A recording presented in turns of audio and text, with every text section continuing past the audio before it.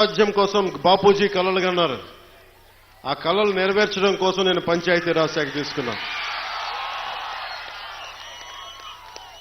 నేను ఒకటే చెప్పాను అధికార యంత్రాంగానికి అందరికీ మొట్టమొదటి మీటింగ్లో, నాకు లంచాలు అవసరం లేదు, మిమ్మల్ని ఎవరిని డబ్బులు అడగను, నేను ఈ కాంట్రాక్ట్ ఎవరికి ఇస్తున్నారని అడగను, కానీ నేను అడిగేదల్లా ఇచ్చిన కాంట్రాక్టర్ సవ్యంగా పనిచేస్తాడా లేదా అదొకటే అడుగుతున్నాను.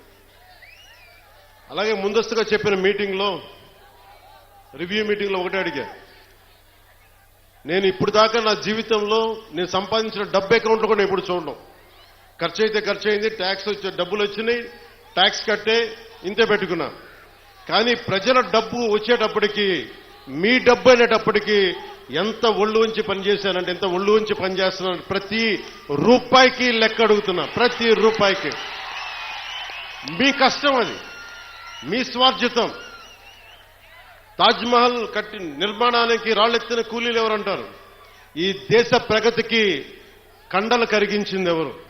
ఈ దేశ ప్రగతికి రక్త మాంసాలని ధారబోసింది ఎవరు? అది ప్రజలు, అది మీరు. అందుకే నాకు బాధ్యత ఉంది. నేను మీకు ఈ రోజు నేను చెప్తా ఉన్నాను, ఆ రోజున ప్రమాణ స్వీకారం చేశాను. మొన్న మన కార్యకర్తల సమావేశంలో ప్రమాణ స్వీకారం చేశాను. ఎమ్మెల్యేగా నేను ఈరోజు మళ్ళీ మీ ముందు ప్రమాణ స్వీకారం చేస్తున్నాను. పవన్ కళ్యాణ్ అనే నేను భారత రాజ్యాంగానికి కట్టుబడి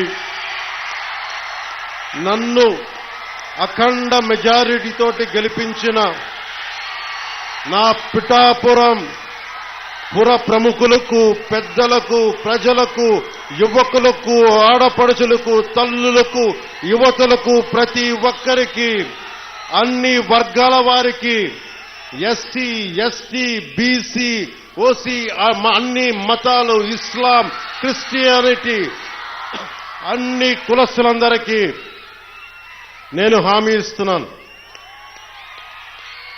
మానవత్వాన్నే కాపాడుతాను, మీ అభ్యున్నతికే కష్టపడతాను.